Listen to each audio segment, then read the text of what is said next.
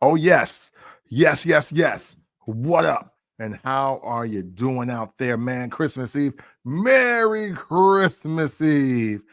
I can hardly wait till Christmas. Hey, and thank you for tuning in. I'm gonna make this really quick because I just got off the gig and I got somewhere to be. It's the holiday season, but it is a Tuesday. It's still a Tuesday, and consistency is a must.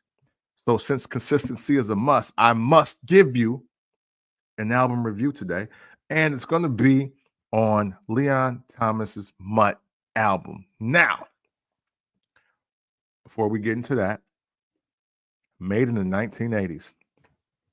Made in the 1980s. What I Wanted for Christmas. The episode is out now. Make sure you listen to it. We got some clips going live, especially for the Christmas season.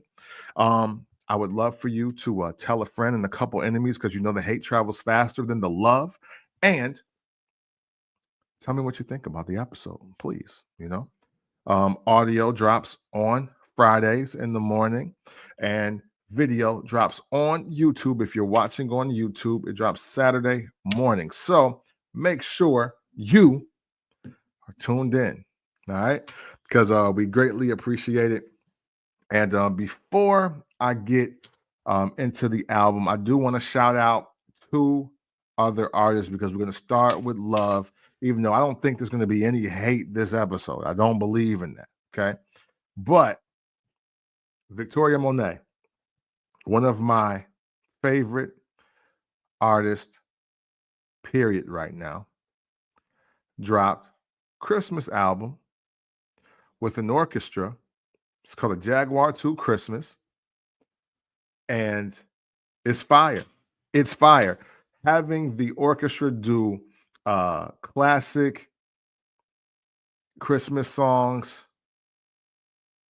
accompanied with some of the actual songs from the album. It's only 8 tracks, but it's a great listen. It's a cool vibe, just instrumentals, no singing, even though obviously her singing on it would have made it even greater with the orchestra. But you will not be disappointed. A Jaguar II Christmas. You make sure you listen to that, and please listen during the holiday season. To take some of the edge off. I know people don't be liking Christmas songs. I don't really get that, but that's fire though. Even if you don't like Christmas songs, okay. And also, one of my personal favorite rappers of all time, Redman, Brick City's finest, has dropped the long-awaited Muddy Waters 2. On the first half or 3/4 listen, rapping at a high level. That's all I have. I want to just shout and salute to Redman for dropping the album, one, because I think it's needed. And two, shout to Redman for dropping on a Tuesday. You know what I'm saying? Albums, much like reviews, coming back on Tuesdays. You gotta love it. You gotta love it during the holiday season, man. It is one of the beautiful things that helps to restore a little culture. You know what I'm saying? Helps to restore culture back and everything else. I see my man Big Papa checked in. What up, Pop? And we're gonna get to a review on that Redman album. You already know the vibes. I'm probably gonna listen to it like 4 times between now and Christmas and the day after. But right now, man, let's get to it because I really don't have much time. But I did want to get the content out and keep that consistency going. MUTT. Leon Thomas dropped MUTT.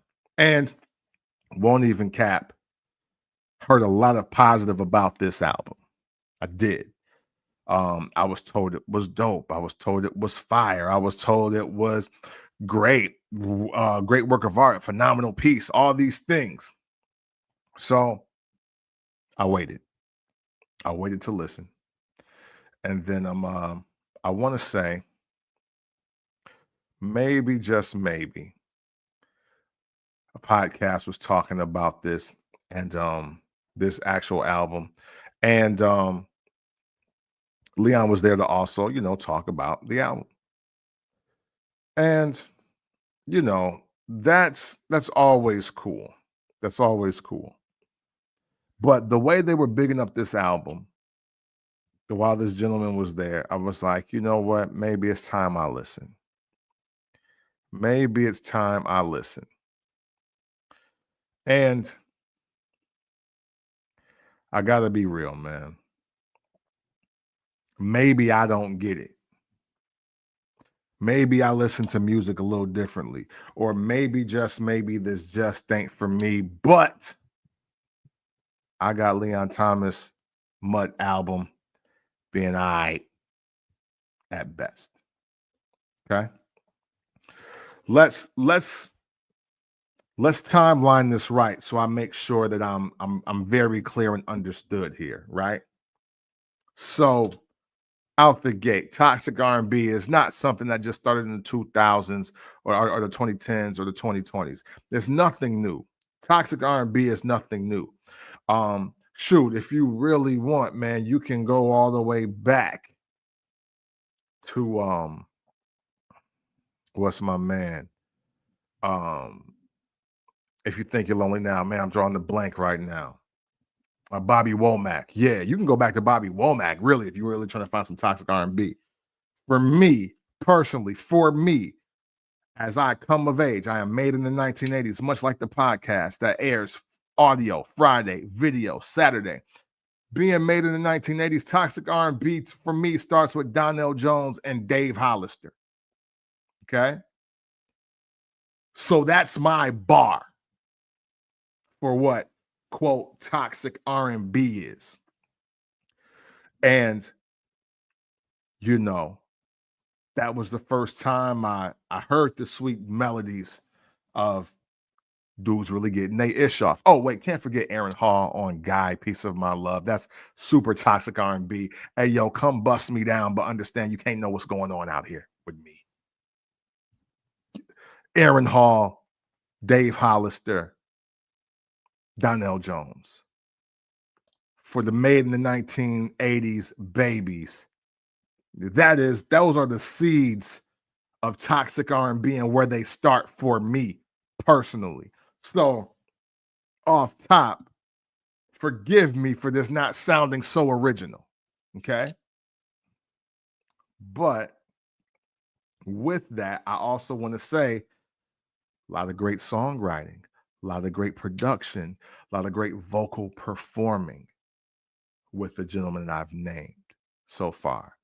Your Aaron Hall, your Dave Hollister, your Donell Jones, This Love and Can't Stay, and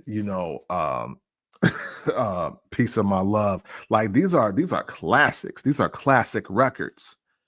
And then how they follow it up with Love, you know what I'm saying? Like on some Let's Chill, you know what I'm saying?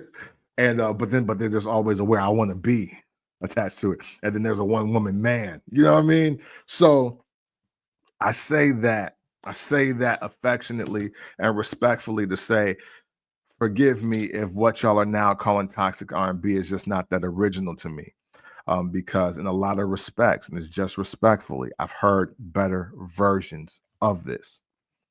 And although Billboard is calling this album MUTT by Leon Thomas the #1 R&B album of 2024, I digress. I disagree. And it is because maybe potentially my bar is so high. A lot of this new toxic R&B does not resonate with me. Why? Glad you asked me. Here's my answer. One, it's too many dudes singing about how women are doing them wrong and not about them doing women wrong. Now, stop. Wait. That don't mean that it don't happen in reverse. And that does not mean I only like the R&B songs where the dudes is hurting the women. What I am saying is that with a lot of new cats today, they really sound like they've been trying to lose their virginity for about a decade, and it just ain't happening the way they envisioned it. There's a lot of R&B dudes out here that sound like the first time they smelled vagina was after the deal got signed. Forgive me if it's far-fetched, pun intended. But dudes is getting extorted. Girls is, talking crazy to them any kind of way they want. They showing up with a dude and they flaunting the dude in their face. And look, I don't resonate with that. That content does not resonate with me. I am used to the R&B, be it toxic or not, with the man being in the man's place, good or bad. So a lot of this content, man, yikes, to say the least. But I do not want to dwell on negatives here. I do not want to dwell on the negatives.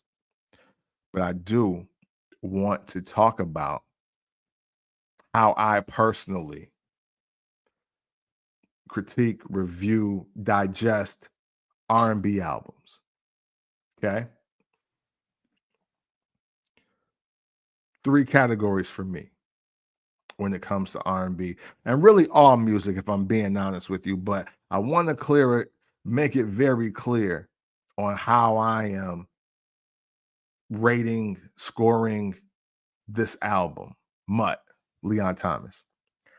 Production, that's how's the beat, how's the sequencing, how's the sonics. So production. Content, what are you talking about? How are you talking about it? And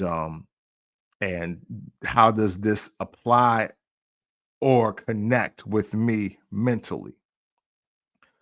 Vocal ability. Can you really sing or nah? That's it. I don't really need much else. Production, content, vocal ability. That's all I care about when we are talking about R&B albums, okay? So, with that being said, this album, MUTT by Leon Thomas, production, minimum 4 out of 5. 4 out of 5 minimum. 4.5 or 5, I won't argue with you, because it is some fire production on this album.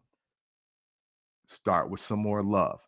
These are some of the tracks / songs I actually dig, at least from a sonics perspective. Vibes don't lie. I love the concept. I love the title. I love the beat. I thought the content was a little hollow, though. Sorry. MUTT and the MUTT remix with Freddie Gibbs. Gibbs smoked this. I come from a time where rappers really didn't enhance all the R&B joints. I come from a time where it was hit or miss.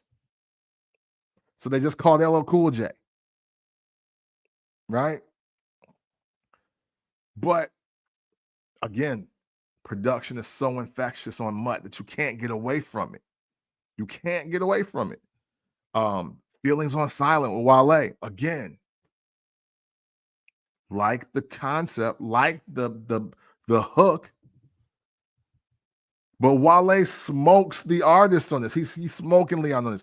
Gibbs smoked Leon on this from the pen aspect, from the delivery aspect. Yes, it is. Dare I say, this is probably the best vocal performance of Leon on this album. And again, some things, production, sonically, it just works. It just works. It just flows. It just really hits home. Yes, it has a nice throwback feel to it as well. To the days of earlier 2000s R&B for me, and in the 90s as well. Far-Fetched with Ty Dolla $ign, and we'll get to that. But these are the joints I actually mess with. And you know what? Because I like Masego, Lucid Dreams. I am tired of songs being titled Lucid Dreams. But this is actually decent. This is decent. So for me, I'm giving y'all what that was 1, 2, 3, because I'll count them out twice. I'll count the version with Gibbs and the one without them. 1, 2, 3, 4, 5, 6, 7, 7 songs that I can definitely say, you know what? I'll add these to the collection. I'll throw these back on. And I'll stand by those. And you know, and that's not to say maybe on listen 5 that I don't like more. Because legit, even though one song is twice, that's half the album. It's only 14 tracks. It's less than 50 minutes. So for me to have 7 tracks, again, I can't really ish on this album because it's not garbage. It's not trash. But I do not think it's as fire as publications and some people are making it out to be. Let's go here. Content. So I'm giving production minimum 4. I'll even go 4.5 out of 5. I respect anybody that says 5 out of 5 on production because I'm not going to argue with you. Some of these beats are crazy. Some of this production is crazy on this album. Content, though. There's a couple songs, and I want to say it might be I Used To or Sooner or Later. I don't remember which one, but I was literally in the space. Listen to this while riding, and I literally said, what the fuck is he talking about? Lost me.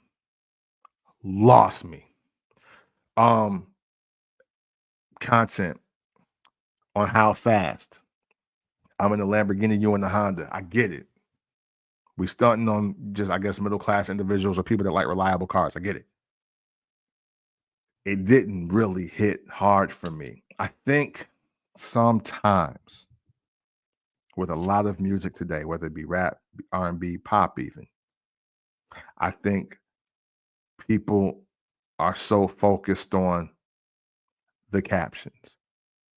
They're so worried about, you know, going viral or being the new TikTok trend or, you know, what can we clip this out with? And we're not getting a very high caliber quality song. It's almost like we're just going to riff and we're going to say punchlines and we just hope something sticks. And to be honest, my man, that's how I felt a lot of this album sounded. Now, I know the gentleman's history to a degree. I know he's been grinding for a long time. I know that he's got a chance to work on the Vultures album with Kanye and Ty Dolla $ign. And I get that his contribution is a lot greater than this album. He's been out for a minute, but man, we got to start keeping it real about how we don't really feel a lot of the music that's been out the past few years and why there is a conversation about R&B being dead. It is a conversation about rap and hip hop music being dead and lyrics don't matter and all these things. It's catching the vibe. We got too much vibing going on, bro. It's too much vibing going on. And when it's too much vibing, that means content suffers. You may not want to believe that. And it might be some of your favorite artists contributing to this. But the more we are focused on the vibe and the less that we are focused on the content, the more albums are going to sound really middle of the road with fire beats. That's just the reality that we live in. Sorry if that offends you. For content for me, Leon Thomas MUTT album, content for me, 2 out of 5. 2 out of 5. And I'm giving it a 2 because, again, Wale smokes Feelings on Silent. Gibbs smokes the MUTT remix. I do like a lot of Yes It Is. I do like a lot of Vibes Don't Lie. But then there's just moments that get me just in a whirlwind. Like when he was like, he said something to the degree of like, she drinking water, she keep that pussy healthy. I'm in my 40s, dog. I'm in my 40s. I don't have the time, the energy, or the bandwidth to even blink at women who don't know how to properly take care of their vaginas. Don't have it. Don't have the time. So this is a duh moment for me. But again, I think he's in his 20s. So maybe I get it. My advice is stop making room and making time to acknowledge that. If you win a Lamborghini and we're talking about other people being in Hondas, then respectfully, my brother, you need to start dealing with the women's vaginas that attract Lamborghinis. And that's coming from somebody without a Lambo. So, hey, maybe you could tell me. I don't know. Don't know. 2 out of 5 on content, man. It's some of it, I think, much like I was even saying about Jaguar's album. Some of this is just young boys doing their thing, speaking to their audience. I'm well aware, for the most part, I'm out the demo for a lot of different reasons. I'm out the demo for this album, but I still want to listen to new, fresh music. I still want to listen to new artists. So this is why I do this. With content being 2 out of 5, production, we'll go 4.5 out of 5. Let's get the vocal ability. Vocal ability on this album, MUTT by Leon Thomas. I have it at a 1.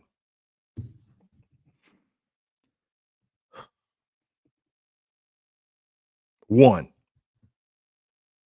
You don't have to be the best singer in the world, so don't get me messed up here. You don't. But man, for me listening to this album, with the way I listen to music, I almost feel like this album's production and ambiance and sonics were turned up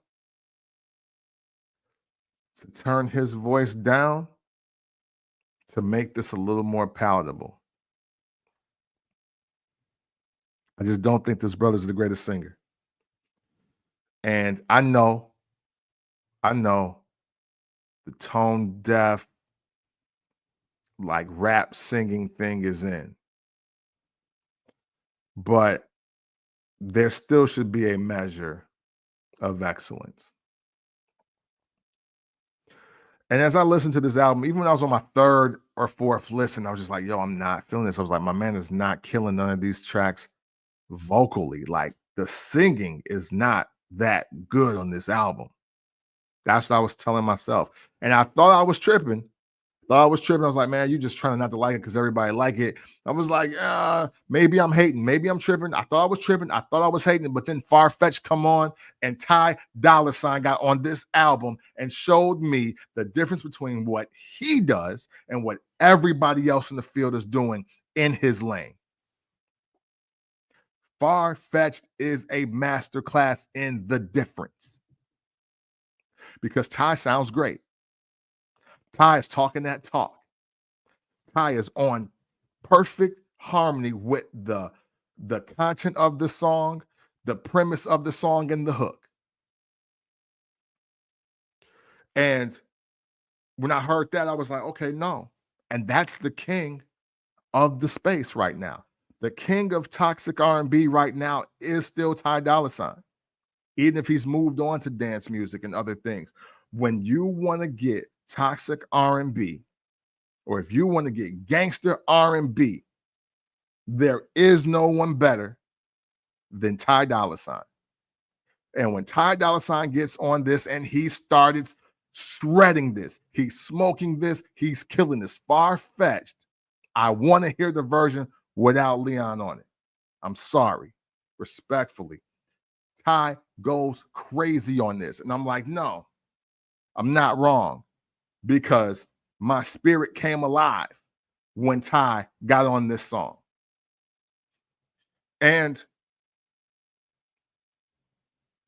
that's my point.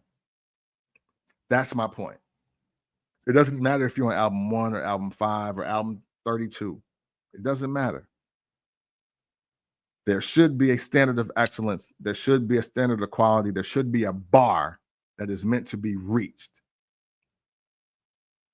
And respectfully, my man just ain't there yet. He's just not there yet. Saying all that to say, man, look, this album is not trash. I just don't feel a lot of it. To recap, I gave a 4.5 out of 5 on production. 2.5, two for content alone. And the 2 is really for the features. And for yes, it is. And vibes don't lie. Vocal ability, I gave it a 1. So if you add up those numbers, man, you divide it by 3. You get a 2.35, and I'm not going to do that. Not going to do that. I'm going to give some more respect. I'm going to rank this album a 2.75 out of 5. And I know that sounds harsh. But literally, I gave y'all half the album is what I did. 50%. 50% is an F. 50% is half. Again, man, much success to this brother with whatever he's doing. Keep going. Maybe down the line, an album will resonate better with me. But as of right now, this ain't it. And I know, listen, we kill a lot of people vocally. People in the past, 10 years, people have killed Frank Ocean vocally. We've killed Jacquees vocally. We've killed Brent Faiyaz, Majid Jordan. But people shouldn't kill him, though. He's actually dope. There's a lot of people, Tory Lanez. There's a lot of people that aren't the greatest singers, but they getting hits off. And I respect that. But from a person that really wants to hear some great singing, for somebody that wants to do 2-part harmony in the car and wants to be accompaniment, this ain't it. This ain't it. Look, if you like to vibe, if you just want something to play at the kickback, we're not paying attention to it. We don't care if this really is a masterpiece or not. Hey, throw this on. Because the beats, the production on this, crazy. If you want like singing, good, better, or greater singing, this ain't it. Dare I say, if you're looking for a song to describe how you feel, maybe depending on your age group, it's something on here. If you're under 30, it might be some bars on here for you. If you're over 30, you may be struggling to find something that really resonates with your spirit that you can convey to somebody else. Again, man, the album's not trash, so don't get me wrong. It's not. It's decent. It's decent. It's a decent album. Production fire. Content is Vocal ability is so. And I hope that's okay if I say that to you all tonight. Well, look at that. Because, I don't want to go in and be hating. We're 29 minutes in. I may hop on here later, talk some more music with y'all. I got a lot of stuff to say about music. I might even just play some Christmas songs since people hate Christmas songs now or whatever. Nah, I ain't going to do that. Hey, listen, man, thank you so much. Thank you for tuning in to this album review of Leon Thomas MUTT album. Hey, look, am I bugging? Am I tripping? Hit the comments. Let me know. Again, it's just all right. 2.75 out of 5 for me. I heard Jaguar II Deluxe with Victoria Monet putting out product like that, everybody just ain't getting a 3 or a 4 from me on the R&B tip. I'm sorry. I'm sorry. There's a lot that goes into making an R&B album. And for me, she's the bar right now for a lot of things. So that's what I got. If I'm bugging, let me know, but please be respectful. I'll pull up. Thank you so much, man, for tuning in to this album review every Tuesday. I am here talking music with all of you. I hope that you have a very safe and Merry Christmas. And if you are in the South, a very Merry Christmas. All right. And just know that always and consensually, it's love.